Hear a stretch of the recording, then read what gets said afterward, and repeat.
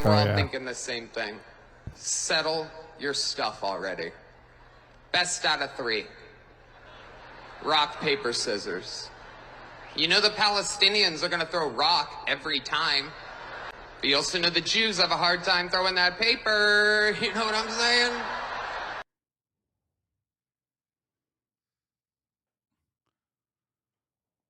Oh, it's so bad. Anyway, here we'll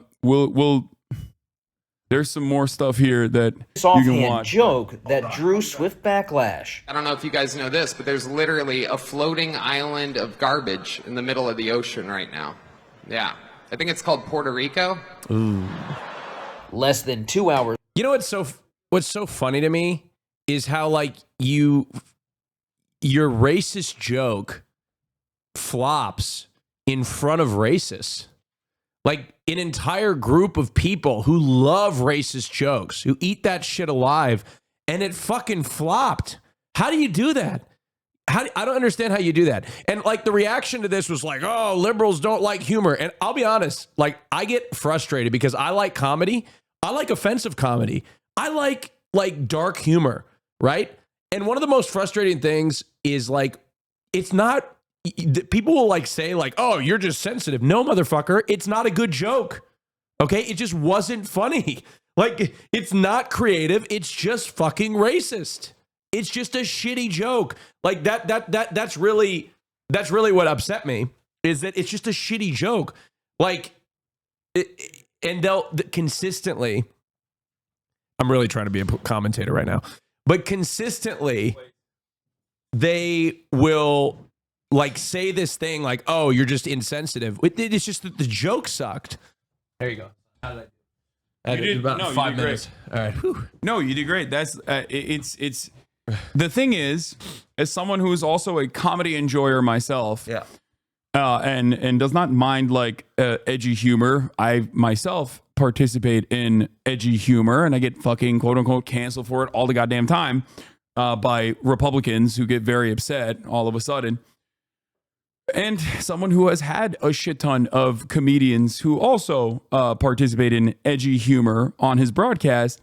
The thing that really frustrates me is that, like, as someone who is not a comedian, who could never be a comedian, I still have, like, in a very nerdy way, like, followed the process of comedy. Like, how you make a joke, how you structure a joke, and how you write your material, how you test out your material. And the issue is that kind of humor is super bottom of the fucking barrel. Like, it's hack. It's hack material.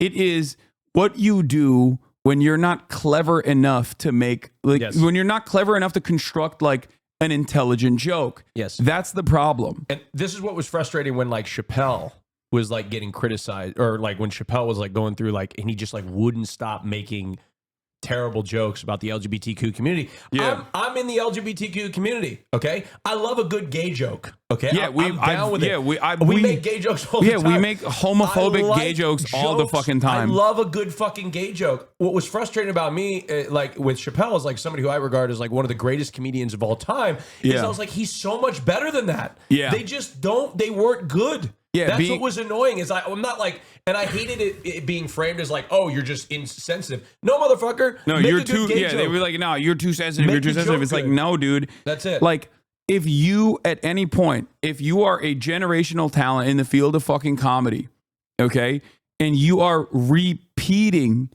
4chan like Steven Crowder jokes, like attack helicopter jokes and shit in like 2022. What the fuck are you doing? Like, that's insane. Yeah. You know, that's just like, that is the craziest thing. Like, you are supposed to be better than that, man. Like, what the fuck are you doing? How do I contact them on? You don't.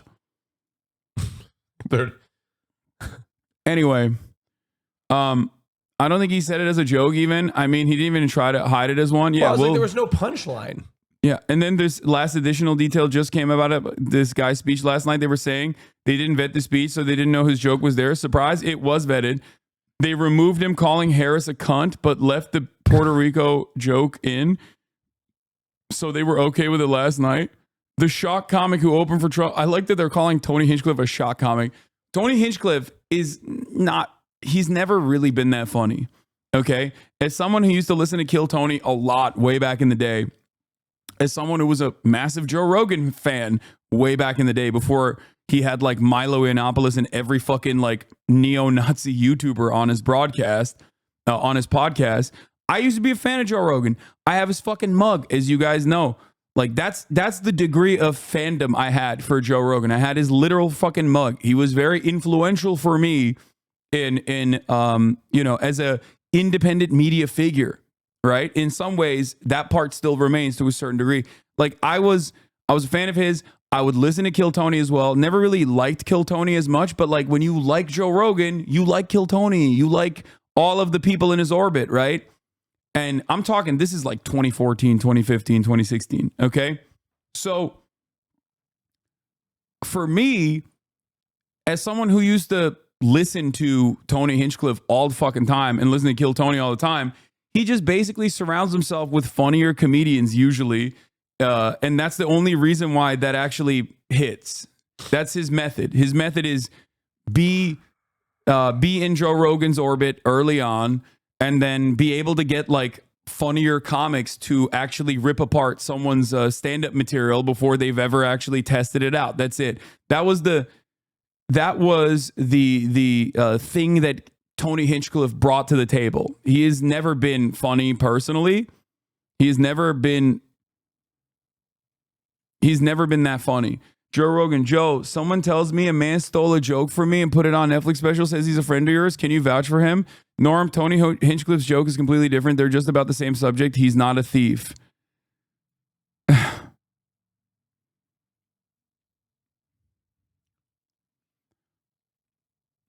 Bro, look at what he did in 2021. Called another comedian a C word and called the audience race traders for laughing at the comedian's joke. Shock comic is pretty apt.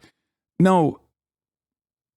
The shock comedy is like you can do it if like you structure the joke in a way, and I'm not a comedian either, but like no, I mean there's a way to do it. Yeah, the thing about shock comedy is that like shock comedy is usually very hack unless you do it really well, and there's not a lot of people that do it really well. You have like Anthony Jeselnik, you have Daniel Tosh maybe to a certain degree, but like beyond that, it's not very like Norm. Obviously was Norm Macdonald was good at it, but like most of the greats in terms of shock comedy are like Andrew Dice Clay, and Andrew Dice Clay overall not very good. Like he's not. I think that's what the problem is that like people remember them as like comedy greats, but if you actually look at their material, it's like like it's kind of hack. And the actual comedy greats like George Carlin have actually directly called that out, as a matter of fact. Like Dice's ass, but an OG. Exactly. That's the best way to present it. Andrew Dice Clay is an OG, but he's not exactly very good. I don't think he was actually very good ever.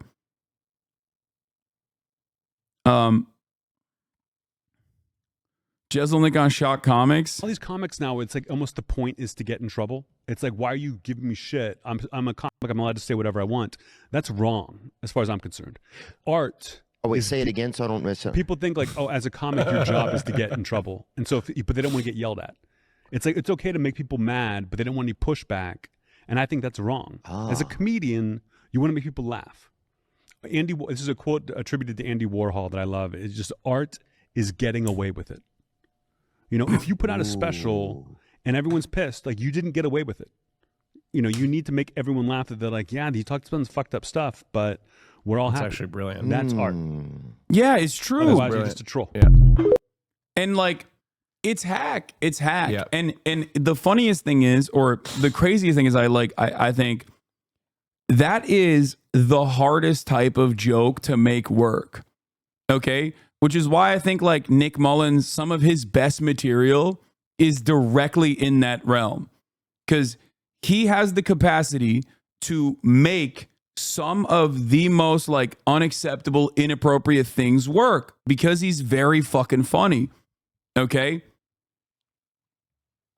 A lot of these guys, on the other hand, can't do that. Okay. And I'm not saying like, I'm not one of those guys that like will look at test material, because in the worst era of like liberal media at the end of the Obama era, we had people that would just like film people's like stand-up sets at comedy clubs and whatnot when they're like working out their material, right? And they'd be like, oh, here it is. Like, this person is being racist. It's like, yeah, they are. They're testing out their material. Sometimes it's going to fucking bomb. Like, that's a part of the process. Like, it's not always going to hit. And if it doesn't hit, especially if you're testing out material that is like edgy, if it doesn't hit, it's going to come across as fucking incredibly racist. But the goal overall is to make people laugh. The problem is, I think in the aftermath of that, with the unimaginable amounts of fucking backlash towards like every single comedian, most comedians turned around and started just like railing against fucking cancel culture all the time. And to me, that actually did kill a big part of comedy.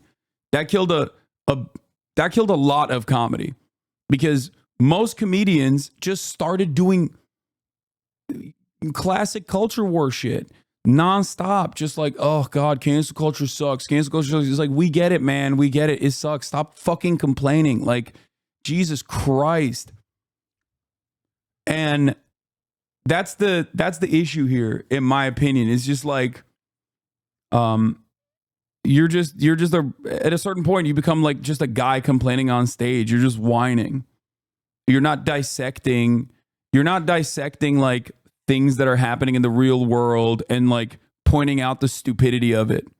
Okay? Like, you're supposed to punch up and not punch down. That's not always the case either. It's like a very reductive way of looking at it, but I understand what you're saying, right? Like, you're supposed to punch up, not punch down is like a pretty good way. Like, it's a pretty good starting point, right? Comedy is more diverse than that in general, but I get it. Like, I think it's a solid fundamental to build on, but that's not always going to capture everything. I would defend to the death his right to do everything he does. The thing that I find unusual, and it's not a criticism so much, but his targets are underdogs. And comedy traditionally has picked on people in power, people who abuse their power. Women and gays and immigrants are kind of, to my way of thinking, underdogs.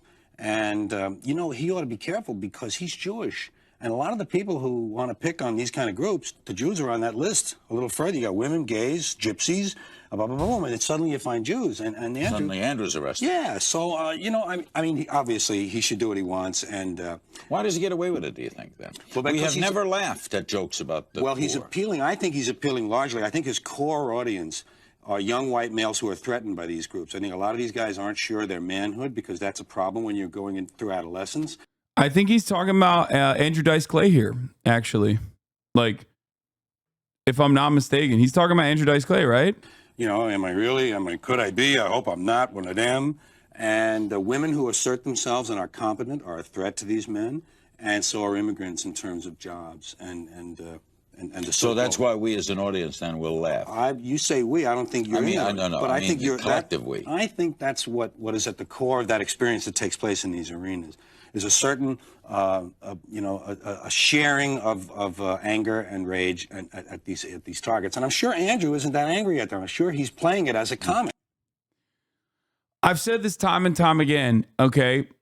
It's the Hannah Gadsby effect, all right? A lot of comedians basically do Hannah Gadsby, but on the opposite side of the political spectrum, where they're not doing comedy, they're not looking for laughter, they're looking for applause. And the moment that you stop looking for laughter and you start chasing applause breaks, you're basically doing a fucking TED Talk. You're not doing stand-up. You're doing a goddamn TED Talk, okay? Hannah Gadsby is Nanette. Conservative Nanette is what I'm saying. Exactly. And that is, in my opinion, comedy fucking poison, okay? It's comedy poison. That's why I despise Bill Maher and love Bill Burr, right? Bill Maher does it all the fucking time, every night, every time he goes on a show, he does the exact same shit. Okay, and I say this as someone who gives a broad, like I'm more understanding of like comedians trying to fucking test out material and like failing to do so, or comedians appearing completely unacceptable in like podcasts or whatever when they're also once again trying to test out material. Like the Shane Gillis phenomenon. Shane Gillis, when he was tested out for SNL originally, had a whole bunch of like Nick Mullen style bits that he was trying to do. And they were pretty like anti-Asian for sure, right?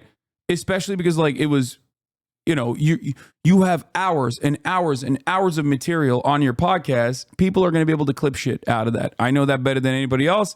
I have hours and hours and hours of material commentary on this broadcast, right? Like I'm streaming for 8 to 10 hours a day. You can clip something that is the exact opposite of what I mean on a daily basis, and many people do, right?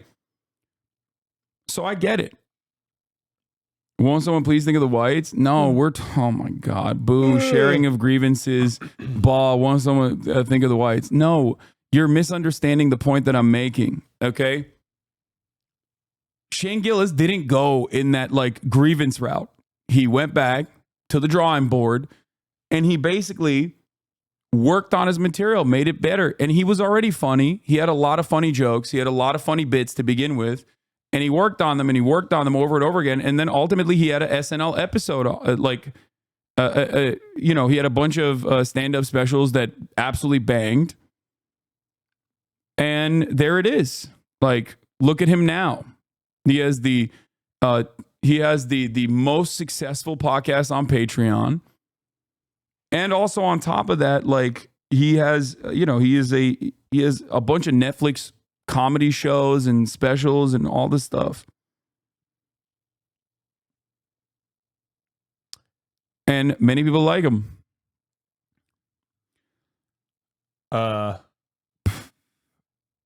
What?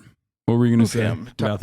We're going to get back to the rally. I just wanted to like do this classic thing about like do this. I'm going to get back to the rally in a second. I just wanted to help people. Like I wanted to establish my position here on like what I believe in terms of like comedy. That my analysis isn't just like, you know, I'm woke and I hate jokes that make me go, I don't like it. I'm trying to contextualize it. My humor's dark and like so much so that I can't even like, I probably won't even talk about some of the comedians that I've, you know, enjoyed. That's how bad it is sometimes. Yeah. So I like good comedy. Joe Rogan said Trump should hire Hinchcliffe to write bangers about his political opponents. No, not my own comedy. Okay, no, not my own shit. Okay. Let's just move on from your analysis before people start trying to figure out who you were actually fucking listening to, and then like try to. No, they're all very famous comedians. Okay, stop. It doesn't matter. Stavros, there's one. It would behoove him to hire a few great comics to just tour with him and just write one-liners about all these different fucking people. I mean, if he could remember them, I know he likes to go off his own head, but if he could remember a few Hinchcliffe bangers, if he hires Hinchcliffe to take him on the road, like, it's so bad. It's just like, this is propped up exclusively by friendship. Okay, it's a bubble.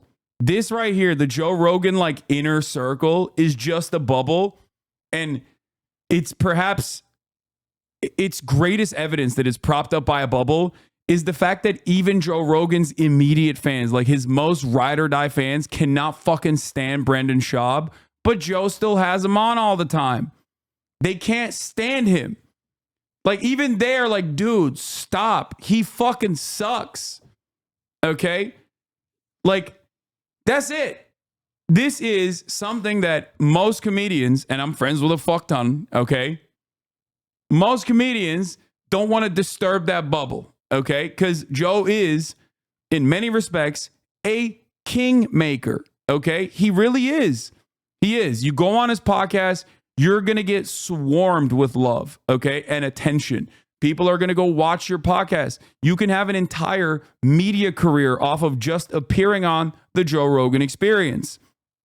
He basically holds the keys of the castle in that regard. The problem is Tony Hinchcliffe is a great example of this. Like, he's just not that good. He's just not that good, but he is in the immediate orbit, and he's been there for years and years and years, and he has surrounded himself with a lot of funny people that go into his other media properties like Kill Tony and whatnot. Maybe he surrounds himself with losers, so he's actually the best one out of his inner circle. No. People in Joe Rogan's immediate orbit don't really like Tony Hinchcliffe that much either, but it doesn't matter because like he still has a very popular show. So people go on Kill Tony. Kill Tony's a great comedy show that could be just as great without Tony. No, it would be better without Tony Hinchcliffe. Kill Tony as a format is fantastic. The worst aspect of Kill Tony is Tony Hinchcliffe. Straight up. It is a great structure. You have a bunch of new comics that have never actually been able to do like stand up, sitting in front of a live audience, which rarely ever happens for them. And also on top of that, sitting in front of famous comedians that then literally look at their tight five and shit on it. Like it's great. It's a great fucking structure. It's a great structure in general. The problem is it's owned as a media property by Tony Hinchcliffe. It's not even a tight five, it's a tight one. Yeah. So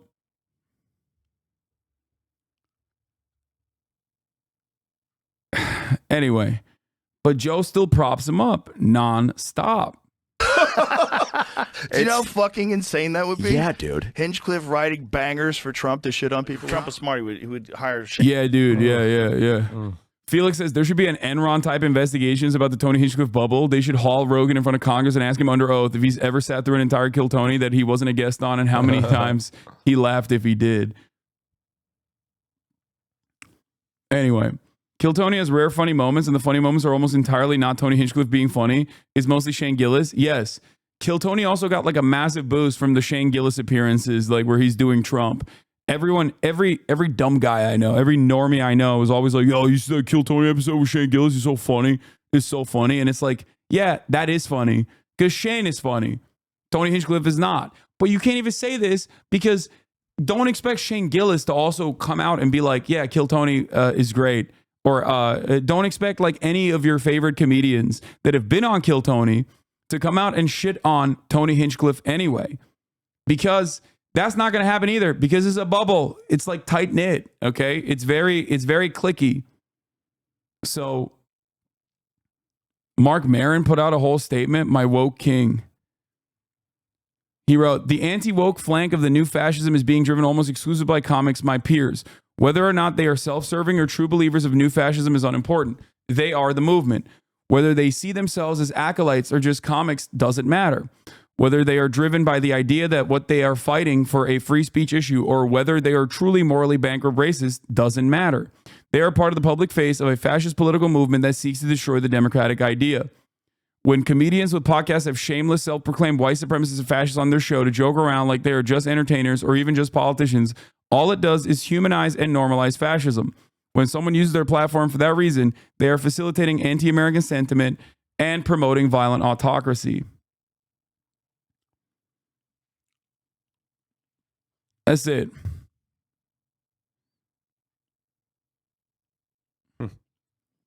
It's a good take. You won't be surprised to find out there's Tony bits about Palestine that's just as bad. Palestine, we're all thinking the same thing. Settle your stuff already. Best out of 3. Rock, paper, scissors. You know the Palestinians are going to throw rock every time. But you also know the Jews have a hard time throwing that paper. You know what I'm saying?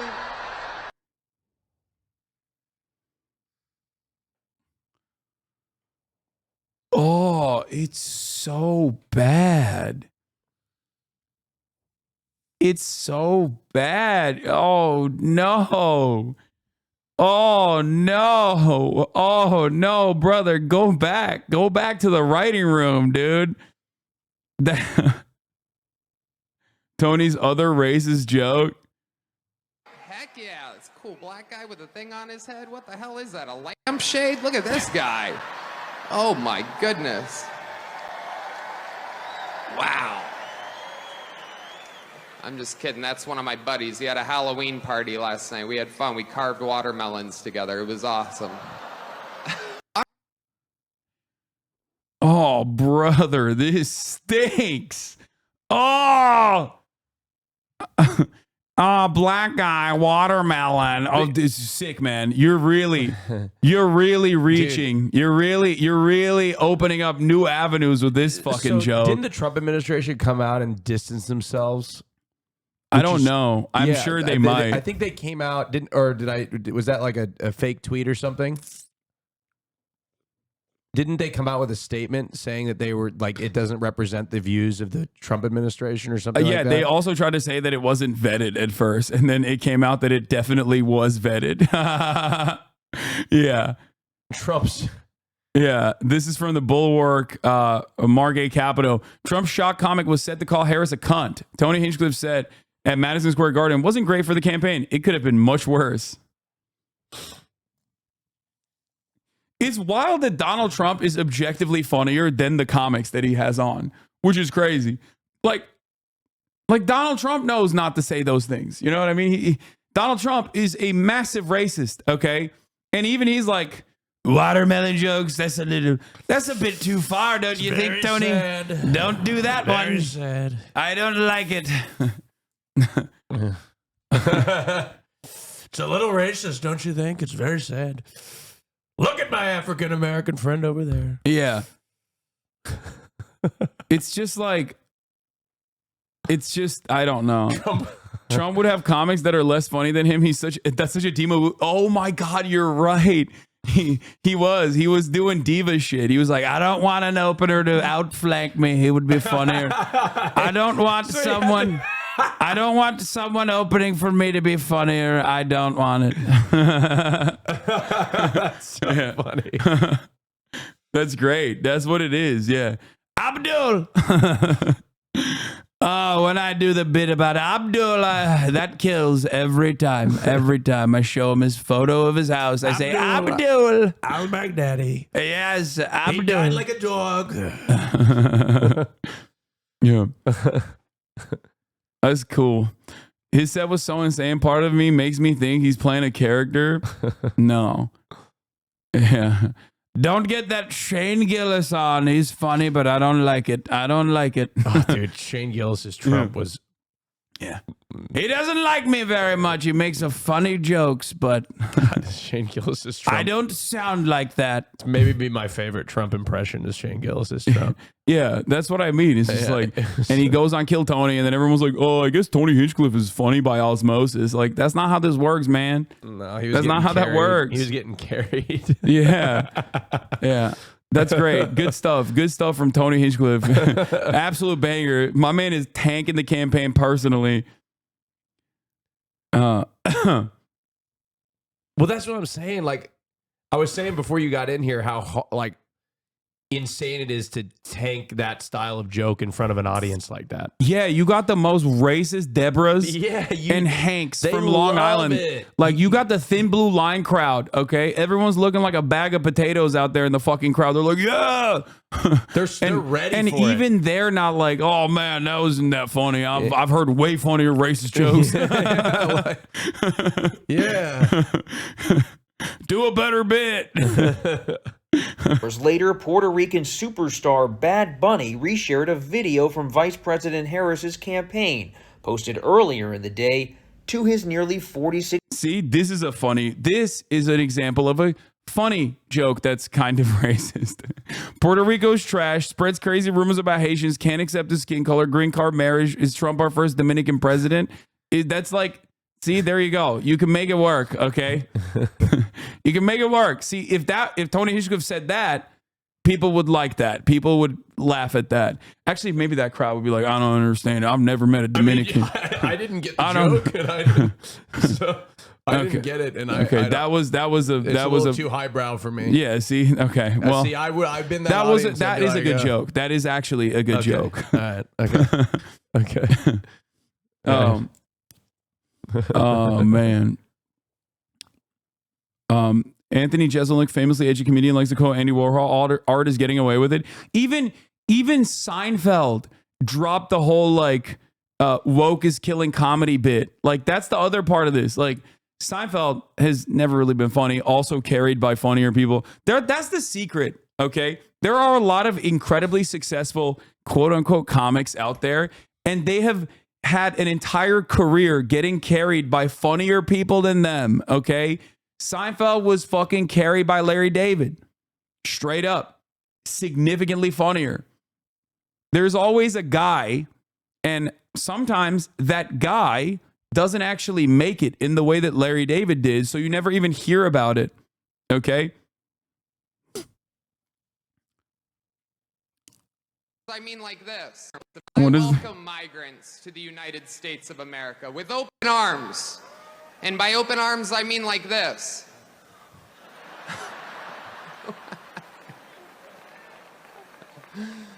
It's wild. Boo, this guy stinks. Wild. What's more embarrassing is the tweet, like what the guy said in the tweet. Did you see what he said in the tweet? Oh yeah, no, he's joking. He's saying the right is starting to get better at comedy and is making the lefties nervous. That's a meme from like way back in the day. I think it was Paul Joseph Watson who first said that. Oh. There's a couple things from like the early Trump era that have stuck, which is the right is starting to get better at comedy and it's making the lefties nervous. And then the other one is conservatism is punk rock. Neither is true, but you know, Republicans like to fantasize about it. They love making babies too. Just know that. What? It's wild. And these Latinos, they love making babies too. Just know that. They do. They do. There's no pulling out. They don't do that. They come inside, just like they did to our country. Dude, this is really bad, man. Like, this is really bad. Like, I don't know how. Like, this would bomb at like a small comedy club. Like, okay, okay. Are you ready? Five head take. Joe Rogan secretly in a tank for Kamala Harris. Does this interview with Donald Trump specifically to get Donald Trump to have Tony Hinchcliffe as his opener. Tony Hinchcliffe bombs so fucking hard. That is the real October surprise. That is the real third assassination attempt. That is actually assassinating the Trump campaign with these bits. Because there's no way Trump looks at this and finds this funny. He's probably pissed. This is so bad. He's probably pissed, right? This is like, I cannot look at this as anything but deliberate sabotage. Okay? You cannot view this in any other fucking framework, dude. This has to be deliberate sabotage because holy moly, this sucks, dude. Latinos love to come. They never pull out. Or just like they came into our country. Oh my God, that's so bad.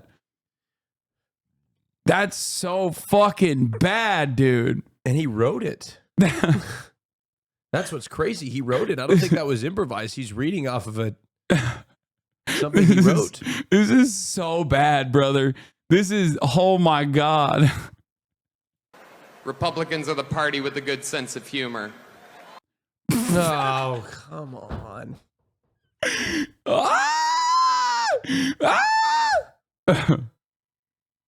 It's crazy. I'm losing it. It's so bad, dude. He has like Elon Musk level stage presence there. It's fucking awesome. What happened?